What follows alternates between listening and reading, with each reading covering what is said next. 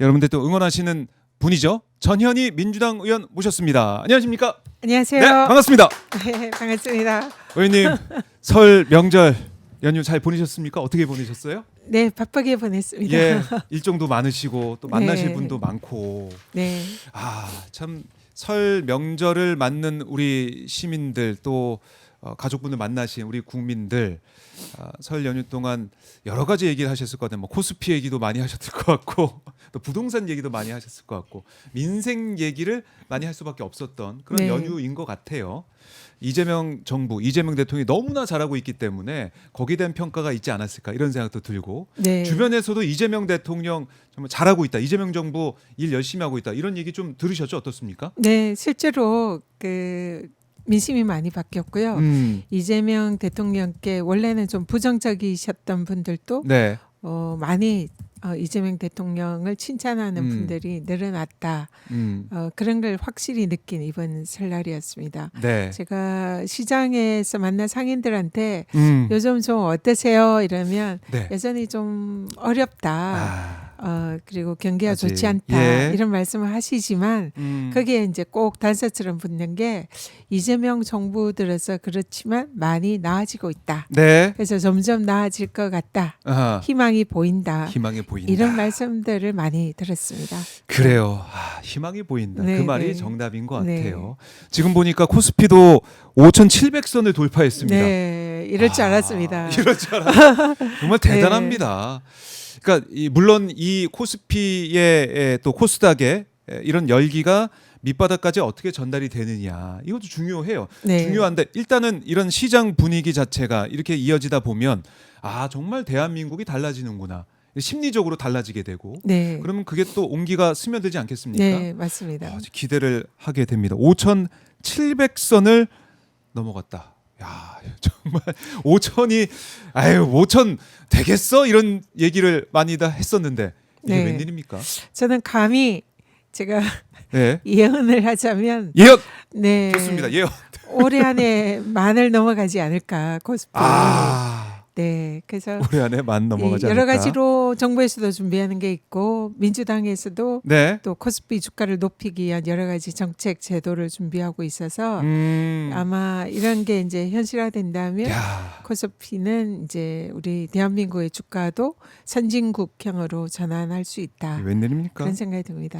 그래요. 야, 이 만 돌파할지 저희가 또 전현희 의원과 함께 계속 지켜보도록 하겠습니다. 근데 진짜 될 것 같아요. 진짜 될 것 같고 이런 기운을 기세를 이어가서 우리 대한민국이 정말 잘 되고 우리 또 지방 정부 이번 중요한 선거도 있는데 잘 또 발전하고 좋은 일만 있기를 바라겠습니다.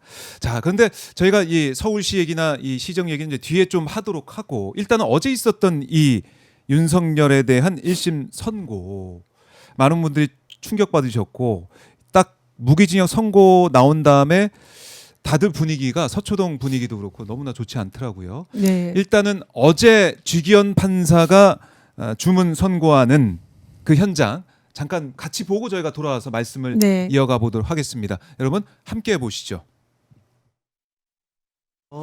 이 법원은 피고인들에게 형을 선고하도록 하겠습니다. 피고인들 모두 자리에서 잠깐만 일어나 주십시오.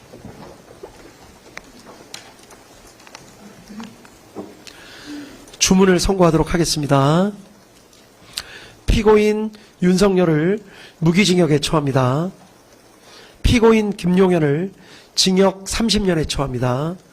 피고인 노상원을 징역 18년에 처합니다. 피고인 조지호를 징역 12년에 처합니다.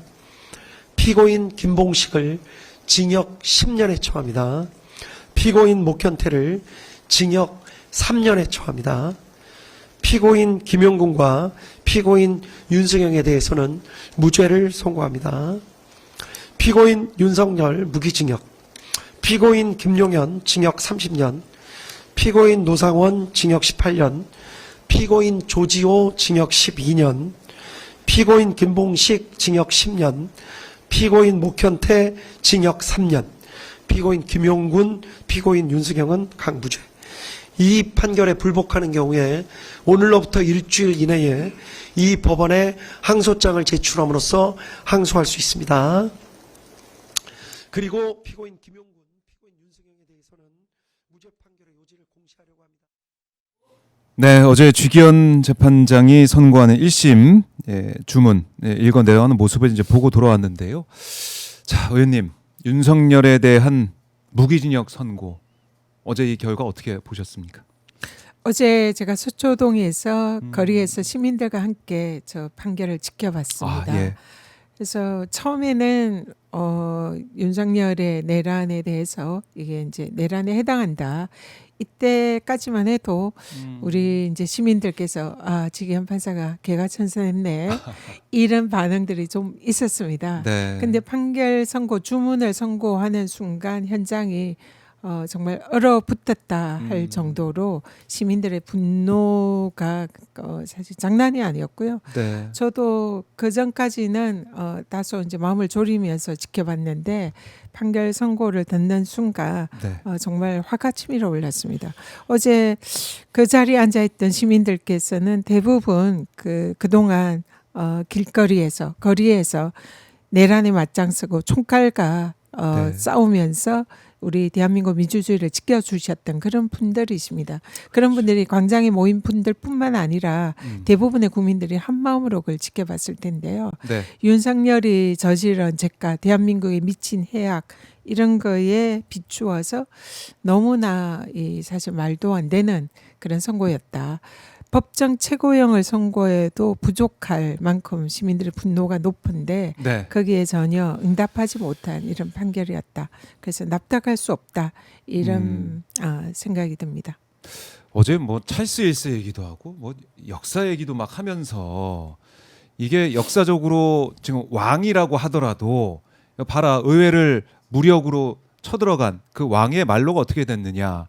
그래서 거기까지만 딱 들으면서도 역사에게 외화지 하면서도 찰스 1세가 네. 목숨을 잃었으니까 사형이 선고가 되나 이런 생각도 했었는데 그게 아니었어요. 무기징역 선고로 마무리가 됐습니다. 역사적인 얘기를 이건 뭐 벌거벗은 세계사도 아니고 왜 역사적인 얘기를 그렇게까지 길게 했는지도 물론 내란죄 이거 대통령이 하더라도 내란죄 이거 저질렀다 이걸 보여주기 위한 것일 수도 있지만 참 어제 보면서 다만이라는 말이 지나치게 좀 많이 나오면서 정말 이랬다 저랬다 온탕과 냉탕을 왔다 갔다 하는 그런 느낌 좀 들고 너무나 불안한 마음에 보다가 무기징역 선고까지 내려지다 보니까 우리 국민들이 너무나 분노를 하게 되는 그런 상황이었습니다. 네. 특히 양형, 그러니까 정상 참작 사유로 범죄 전력이 없는 점, 장기간 공무원으로 봉직해 온 거, 또 현재 65세의 비교적 고령인 점 이런 것들을 또 사유로 들었더라고요. 어떻게 보셨습니까? 정말 어이가 없었고요. 그러니까 고령, 초범, 네. 공무원 경력 이런 걸 이제 양형 사유로 강경 인자로 삼았는데요. 누가 봐도 이거는 그냥 이런 형을 깎아주기 위해서 깎아주기 그냥 지기현 판사가 만들어낸 그런 이제 인자에 불과하다 이런 생각이 듭니다. 생각해 보세요. 이 내란범이라는 것이 초범 말고 재범이 있을 수가 있습니까? 그러면은 앞으로 재범도 그냥 뭐 생각할 수 있다 하면 이런 희망을 주는 그리고 다른 사람들이 또 이런 범죄를 저지른다 하더라도 초범이니까 감형될 수 있다. 이런 터무니없는 이런 내용이잖아요. 그래서 특히 또 뭐 고령 65세 요즘은 청년 아닙니까? 저 어디 댓글을 보니까 65세면은 뭐 이 경로당 입구 컷당한다고 들어가지도 네. 못한다고 뭐 네. 이런 말씀도 하시는 분도 계시고 아마 대한노인회에서도 65세는 지금 노인이 아니다. 이렇게 지금 이제 노인의 연령을 상향 네. 조정해야 된다. 이런 얘기가 나오고 있는 상황에서 지금 국민들에게 이런 엄청난 해악을 끼친 중대 범죄자에 대해서 고령이다. 이런 터무니없는 사유로 감형을 했다는 것은 그야말로 이 진짜 봐주기 판결을 하기 위한 핑계에 불과했다. 네. 그래서 국민들을 정말 분노를 유발한 그런 일이었다 생각합니다. 그러니까 주기현 판사가 그동안 재판을 진행하면서 얼마나 우리 국민들의 속을 뒤집어 놨습니까? 그 전에 지난해 충격적인 사태 구속 취소까지 했던 그 판사인데 어제 선고 내용을 쭉 들으면서도 내란을 그럼 내란의 초범이 있다는 걸 이걸 나중에 역사책에 기록이 될 텐데 이것 우리 수손들에게 뭐라고 설명을 해야 될까? 저는 아찔하더라고요. 그러니까요. 국민들을 우롱하고 무시한 예. 판결이었다 한마디로 이렇게 생각합니다. 그래서 이거 보면서 너무나 충격적이었고 그 다음에 또 하나 예를 든 게 뭐냐면 이거 사실상 뭐 유혈 사태가 없었다라는 식으로 조기에 다 해제가 된 거 아니냐. 그러니까 전두환 때는 유혈 사태가 있었던 뭐 그런 것들이 지적이 되면서 사형 선고가 있었는데 그거가 좀 다른 점이 있는 게 아니야. 이런 또 주견 판사의 판결문이었습니다. 이거 어떻게 보셨어요? 다른 것보다 예. 실제로 유혈사 때 인명 뭐 살상 이런 것이 없었다. 그래서 감형이 돼야 된다라고 하는 주장은 진짜 동의하기 어렵습니다. 예. 윤석열은 작정하고 인명을 살상하려고 했고 정치인들과 자기에 대한 반대하는 정적들을 실제로 죽이기 위한 네. 그런 여러 가지 그렇죠. 계획을 세웠습니다. 체포해서 고문하려고 네, 생각을 그리고 했었고. 뭐 연평도로 데리고 가서 바다에 수장시키려고 하는 그런 노상훈 수첩도 네. 확인이 됐고요. 그래서 실제 의도는 정적들을 제거하겠다. 특히 뭐 자기에 반대되는 그런 야당, 민주당 의원들을 제거하거나 뭐 감옥에 가두거나 이런 네. 걸 계획을 하고 있었습니다. 그리고 그걸 실행에 옮기려고 했었고요. 음흠. 윤석열의 인식과 목적은 분명히 그랬다 네. 생각합니다. 그런데 이것을 막아준 것이 우리 국민들입니다. 국민들이죠. 국민들이 그 장갑차에 맞서서 총칼에 맞서서 싸우고 그 계엄에 대해서 저항하지 않았다면 네. 그러면은 일어났을 일입니다. 그렇기 때문에 그런 윤석열의 의도는 분명히 이런 인명 피해가 있었고 그 국회를 완전히 침탈하려고 하는 의도가 있었는데 국민들에 의해서 맞아요. 막았기 때문에 국민들에게 양형의 감형 사유가 있는 것이지 예. 윤석열이나 윤석열. 내란법에 그것을 적용시키는 거는 진짜 말도 안 된다.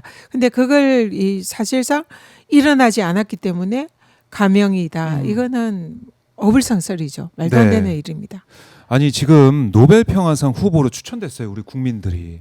그럼 이렇게 노벨 평화상 후보로 추천된 우리 국민들이 이걸 내란을 막아내고 계엄을 막아냈는데 그래서 노벨 평화상을 받기 위한 후보까지 됐는데 지금 지견 판사의 이 판결대로라면은 우리 국민이 한 게 없네요. 이게 뭡니까? 말도 안 되죠. 그런 논리 아닙니까? 네, 지금? 맞습니다. 지금 윤석열이 또 지견 판사 얘기는 실제로 뭐 폭력이나 이런 거를 직접적으로 지시를 뭐 하지 않은 것 같다. 이런 이제 판결 내용도 있었어요. 네. 근데 총칼을 들고 대통령이 계엄군이 국회로 들어가라 한 거는 그 전체로 포괄적으로 폭력 행위를 지시한 거죠. 근데 이거를 실제로 그런 구체적인 폭력 지시가 없었다. 그리고 그것이 실제로 발생하지 않았다. 그렇기 때문에 감형해야 한다. 네. 이것은 정말 봐주기 판결을 하기 위해서 핑계를 찾아내서 여기에 적용을 시킨 거다. 그래서 국민들을 정말 무시하고 국민들이 이 목숨 걸고 싸웠던 네. 이 저항에 대해서 제대로 평가하지 않고 그걸 완전히 무시했던 그런 판결이다 생각합니다. 그래요. 지금 뭐 판결문에 보면은 윤석열이 화요일 밤 10시경 그때 내란이 있었던 날 그 시간에 상당히 많은 사람들이 야근하는지 예상하지 못한 듯하다. 뭐 이런 재판부에 왜 그렇게 변명을 해줍니까? 판사가 말이 안 되죠. 예, 네. 야근하는 걸 몰랐다. 윤석열은 뭐 이 시간이면은 뭐 이미 퇴근한 시간이고 뭐 술 한잔 하고 있을 그런 시간이기는 하지만 야근하고 있을 줄 몰랐다. 뭐 그런 얘기를 판결문에 써놓기도 했고. 오히려 그 예. 야근한 분들뿐만 아니라 또 근처에서 술자리에 있었던 맞아요. 분들 이런 분들이 다 나와서 이걸 우리 민주주의를 지킨 거 아닙니까? 근데 판사는 정말 민주주의에 대한 인식조차 없는 그런 사람이다 생각이 드네요. 네. 그리고 어제 좀 눈을 좀 놀라게 했던 게 목현태 전 서울청 국회경비대장 12년 구형이었는데 3년이 선고가 됐어요. 이것도 재판부가 어떤 판단을 했냐면 총경급 지휘관에 불과하다. 이런 또 감경 사유를 내세운 것 같습니다. 총경급 지휘관이든 어떤 사람이든 이거 지금 국회를 경비하는 이 책임자가 국회의원들이 국회에 들어가는 것을 막아섰다. 이 자체가 큰 죄 아닙니까? 맞습니다. 지금 실제로 이번 그 계엄군 중에서도 상관의 지시에 부당한 지시에 사실상 저항하고 그렇죠. 우리 시민들을 지키는데 앞장섰던 그런 군인들이 있습니다. 네. 그런 군인들도 있는데 지금 더구나 목현태 경비대장은 국회를 지켜야 되는 책임자입니다.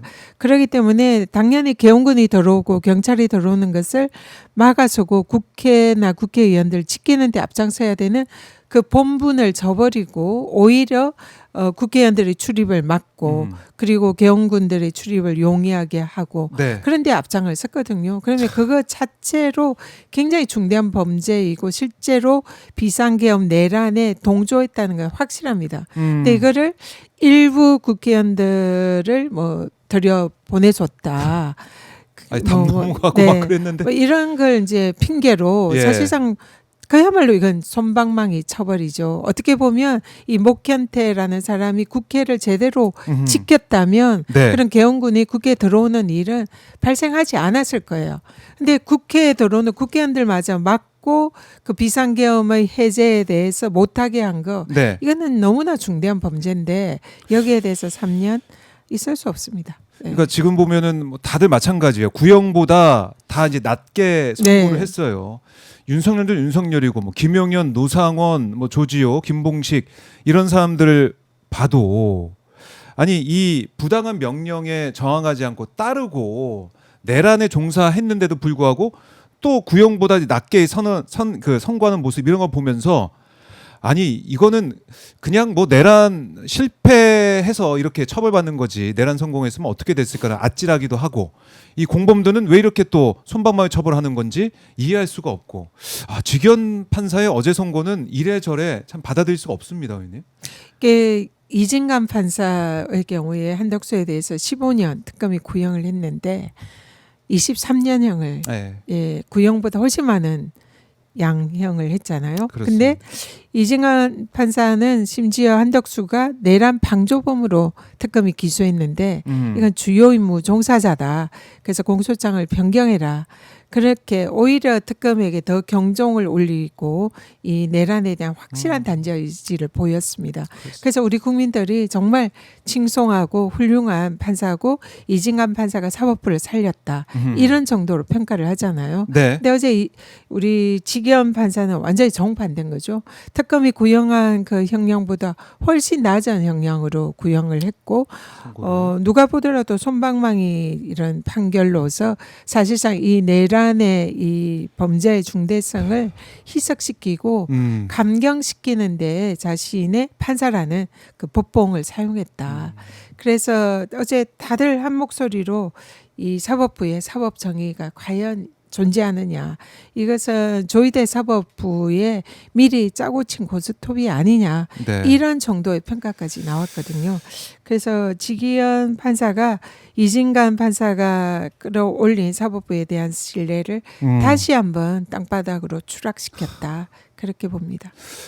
진짜 내란의 초범이 어디 있고 내란의 고령이 어디 있습니까? 어이가 없습니다. 한마디로. 참 이게 진짜 희대 선고가 나와서 분노할 수밖에 없는 그런 상황이고 자 이제 그러면 앞으로 민주당은 어떻게 대응하고 어떻게 반응할 것이냐 여기에 또 많은 국민들께서 주목을 하고 계십니다.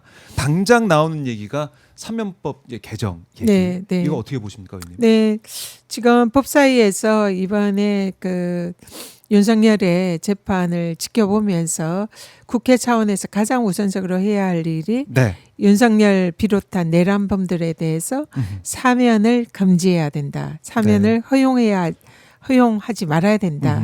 이게 이제 저희 법사위에서 가장 먼저 나온 저희들의 대응입니다. 그래서 법사위 의원들끼리 텔방이나 이런 걸 통해서 이 부분을 아하. 논의를 했고요. 예. 법사위가 열리면 가장 우선적으로 내란범들 사면 금지법을 통과를 시킬 예정입니다. 그래요. 그러니까 1심의 무기징역이다 보니까 2심은 뭐 우리가 그동안 상식적으로 봤을 때는 더 이제 낮게 나오는 경우가 많잖아요. 또 네. 2심에서는 뭐 이래저래 감경을 또 해주고 그러다 보니까 무기징역 선고를 받았지만 결국 나중에는 뭐 이제 징역 뭐 30년 이렇게 돼가지고 또 감경이 돼서 이러다가 또 나오는 게 아니냐. 결국 나중에 휠체어 타고 출소하는 게 아니냐. 이런 우려를 하고 계신 게 사실이에요. 우리 국민들께서는. 네. 너무나 걱정된다고 하시더라고요. 네. 이거를 막을 수 있는 장치. 법안 개정을 꼭 네. 해낼 것이다. 이렇게 네. 보면 되겠습니까? 일단 정권이 바뀌면 그 또 흐지부지하면서 네. 사면 복권을 할 가능성이 있죠. 물론 정권을 바꿔서도 안 되지만 만에 하나 그럴 경우에 이 내란범들이 다시 사면 복권돼서 거리를 활보하는 일은 없어야 한다. 이게 아마 대부분 국민들의 심정일 겁니다. 예. 그래서 반드시 그렇게 해야 되고요. 그 전에 또 꼭 해야 할 일이 있습니다. 네. 지금 특검이 이 사안에 대해서 항소를 해야 됩니다. 지금 윤석열 측에서는 바로 즉각 항소를 했다라는 소식이 있는데요. 네. 특검에서는 아직 항소했다는 소식이 없습니다. 아. 그런데 윤석열 측이 항소를 하고 특검이 만약 항소를 하지 않으면 이 형법상 불이익 금지 원칙이 있습니다. 네. 그렇기 때문에 무기징역 1심에서 받은 그 징역형 이하로만 판결을 해야 됩니다. 그렇기 때문에 이것을 막기 위해서 법정 최고형이 선고되게 하기 위해서는 네. 특검이 항소하는 것이 매우 중요하다. 그래서 특검이 당장 항소를 해야 된다. 이게 지금 우리가 좀 집중해야 될 또 하나의 그렇네요. 우리의 일이기도 합니다. 항소 네. 그리고 이제 사면법 이 개정 이 부분들 우리 국민들이 계속 지켜보고 네, 네. 계실 것 같고요. 아, 참 지기현 판사가 끝까지 이렇게 하네요. 이제 걱정을 했지만은 처음에 윤석열을 구속 취소하면서 국민들을 배신을 했는데요. 네. 이 부분에 또 이제 사실상 저희들은 법정 최저형이다. 그걸 선고하면서 국민들의 법정 최고형을 선고하라는 그 기대를 배신했다. 이렇게 분석할 수 있습니다. 알겠습니다. 자, 이 사안 계속해서 저희가 또 전현희 의원님과 또 짚어보도록 하고 또 법사위가 어떤 역할을 하는지 지켜보겠습니다. 자, 그리고 이것도 한번 좀 여쭤보고 싶어요. 오세훈 서울시장이 강북 전성시대 2.0 뭐 이런 걸 발표하면서 강북 개발에 16조 원을 투입한다. 이게 뭐 어제 대대적으로 보도가 됐습니다. 이거 좀 어떻게 보셨어요, 의원님은? 이런 오세훈 시장의 뭐 강북 집중이라고 할까요? 이런 모습? 이거는 강북 시민들을 우롱하는 거다. 그동안 이 오세훈 시장은 사실상 강남시장이라고 불릴 정도로 네. 강남에 집중을 해왔습니다. 그리고 강북에 대해서는 뭐 사실상 거의 뭐 신경을 쓰지 않았던 것이 그동안 오세훈 시정이었어요. 네. 근데 이제 선거가 다가오니까 뭐 오세훈 시장이 다시 시장이 될 가능성도 지금은 희박해 보이는데 네. 그런 시장이 지금 이제 자신의 선거를 위해서 그동안 외면하고 있던 강북에 다시 이제 강북을 성장시키겠다 이런 식으로 하면서 또 자기 돈도 아닌데 서울시 예산을 여기에 이제 16조를 쓰겠다. 16조 쓰겠다. 그게 뭐 현실적으로 가능할지 그건 또 의문이지만 네. 지금 하는 시기라든지 그 방식이라든지 이 모든 것은 강북 시민들을 정말 우롱하는 행태다. 그렇게 강북을 뭐 이렇게 발전시키고 싶다면 왜 그동안에 오세훈 시장의 그 재임 시기에 그런 일을 하지 않았냐. 네. 그래서 이거는 시민들 눈속임이다. 이렇게 봅니다. 그러니까 이게 국민들이 이 시정을 이제 보면서 평가하고 또 이제 심판하는 그런 선거이기도 한데 이제 와서 이제 강북에 내가 얼마 돈을 투자를 할 거예요. 강북 전성시대를 만들 거예요. 거기에 서울 시민들이 반응하진 또 않을 것이다. 이렇게 보시는 거군요. 진정성이 없죠. 진정성이 안 보인다. 네, 그 진작 오세훈 시장이 이제 시장으로서 네. 막 이렇게 활동을 하고 있는 그 시기에 그런 일을 했다면 뭐 그는 강북에 대해서 발전시킬 그런 이제 용의가 있구나라고 인정을 해줄 수 있겠지만 지금 시장의 임기가 이제 거의 맞춰가는 이 그렇죠. 와중에 예. 선거 코앞인데. 강북에 대해서 이제 내가 그동안 신경 못 썼지만 지금 앞으로 신경 쓸게 한들 그걸 믿어줄 시민들이 누가 있겠습니까? 이거는 시민들의 눈속임이고 네. 시장에 당선되고 싶어하는 오세훈의 그런 꼼수다 이렇게밖에 볼 수 꼼수다? 없습니다. 그래요. 오세훈의 꼼수다라고 지적을 해 주셨습니다. 그리고 이제 서울시 이제 시정 또 서울 시민들의 생각 이것도 의원님이 어떻게 판단하시는지도 궁금한데 이재명 대통령이 부동산 정상화 이걸 연일 강조하고 있습니다. 여기에 대한 서울 시민들의 민심, 생각 이거 좀 어떻게 파악하고 계십니까? 지금 이재명 대통령께서 부동산에 대해서 하시는 말씀은 정말 구구절절이 옳은 말씀이다. 그래서 여기에 대해서 서울 시민들이 뭐 반박할 수 없는 네. 그런 원칙에 관해서 말씀하시는 거다 생각합니다. 그래서 그런 원칙과 그리고 공정 그리고 네. 부동산을 투기로 재산 불리는 그런 대상으로 삼지 말아라.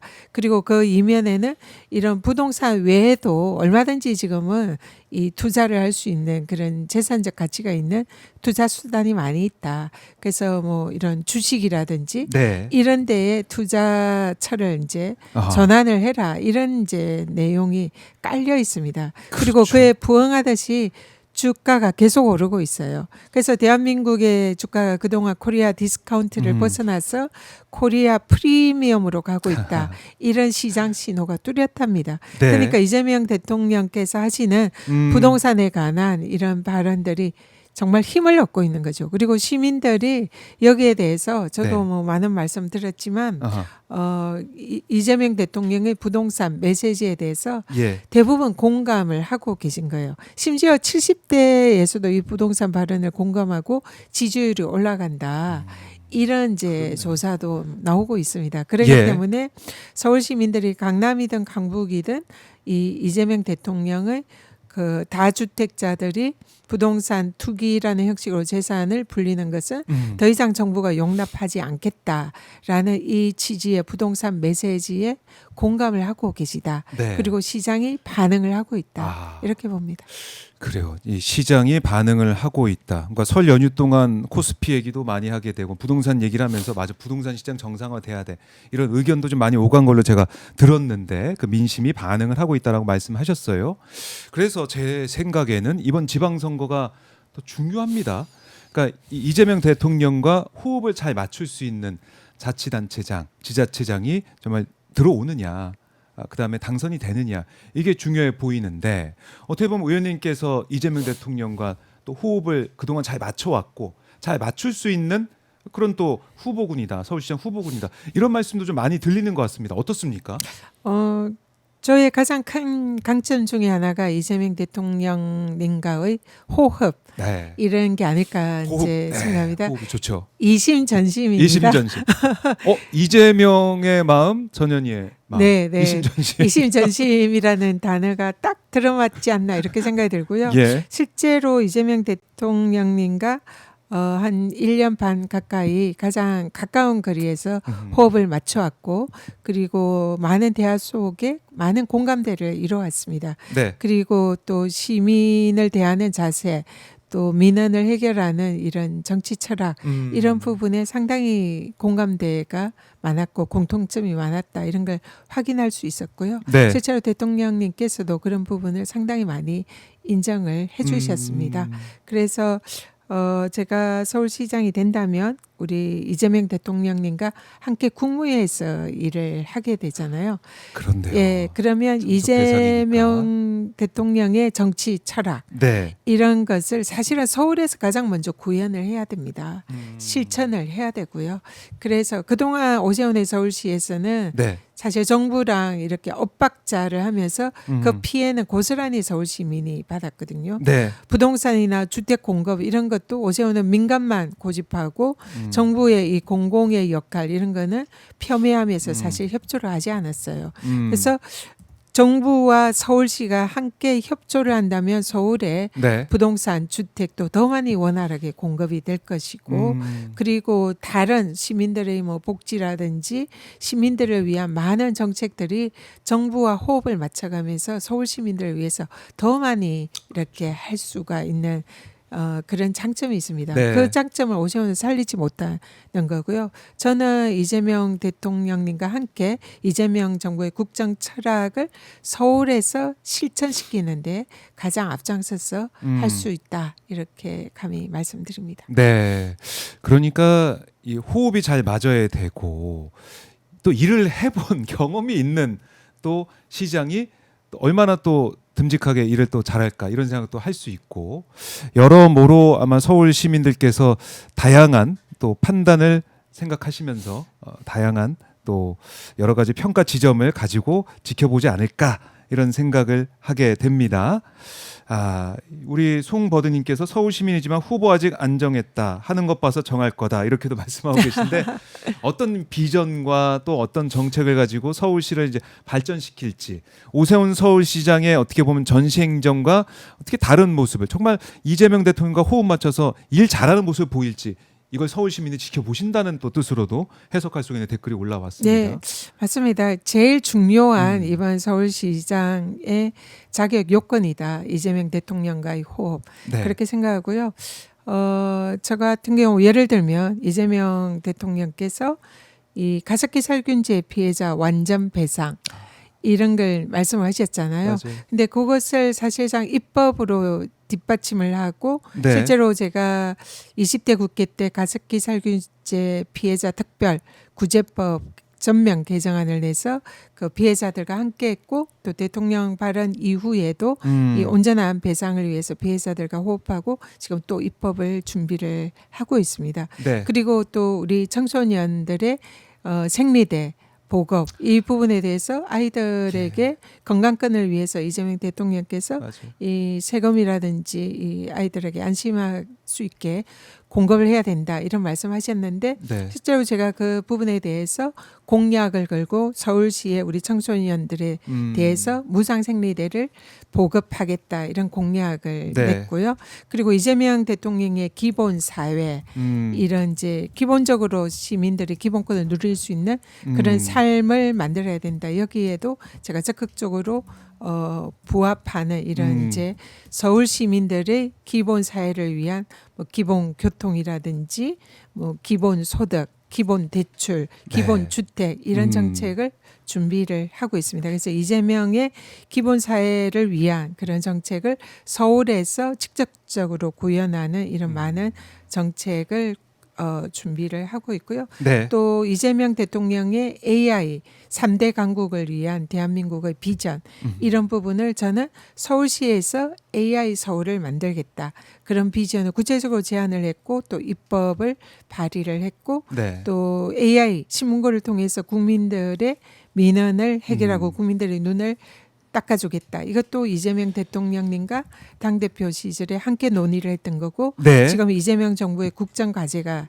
되어 있는 그런 것을 제가 또 서울에서 실현을 하겠다라고 이렇게 준비를 구체적으로 하고 있습니다. 그래서 여러 가지로 정책적으로 공감대도 많고 가장 이재명 정부의 국정 과제를 서울에서 먼저 실천에 옮길 그런 네. 이제 후보다라는 점을 말씀드립니다. 알겠습니다. 이제 말씀 들어보니까 이재명 대통령과 호흡을 맞추기 위해서 그동안 호흡을 맞춰왔던 것처럼 일을 정말 잘 해 나가기 위해서 꼼꼼하게 세심하게 준비하고 있다. 이런 생각이 듭니다. 자, 오늘 전현희 민주당 의원과 함께 어제 있었던 윤석열 1심 선고부터 해서 서울시정 얘기까지 쭉 해봤는데요. 많은 또 시청자분들, 시민분들 전현희 의원의 행보 관심 가지고 지켜보실 거라고 생각을 합니다. 의원님 오늘 말씀 너무나 잘 들었고요. 끝으로 가시기 전에 못다한 말씀 있으면 저희가 듣고 마무리하겠습니다. 네, 제가 처음에 우리 네. 박정호 기자님께 예. 명절 어떻게 보냈는지 안부를 여쭙지 못했는데 잘 보내셨죠? 저요? 예, 뭐 저 출근해서 방송하고 아유. 그랬습니다. 명절에도 고생하셨네요. 예, 네. 아닙니다. 이 방송 지켜보시는 우리 시민들도 명절 잘 보내셨는지 궁금합니다. 민주당이 우리 여러 가지 어려운 상황에서도 또 우리 국민들과 함께 할 수 있는 여러 가지 정책 입법 준비하고 있고요. 이번에 윤석열 내란 선거에 대해서 분노하신 그런 많은 국민들 반드시 우리 민주당이 항소심에서 바로 잡을 수 있도록 최선을 다하고 또 윤석열의 사명금지법 통과시키기 위해서 저도 법사위에서 앞장서겠다라는 말씀드립니다. 분노가 높으시겠지만 예. 그래도 우리가 함께 전진해서 정말 새로운 대한민국 이재명 정부의 성공을 위해서 함께 하시면 좋겠습니다. 네, 알겠습니다. 의원님 말씀 잘 들었습니다. 네, 감사합니다. 네.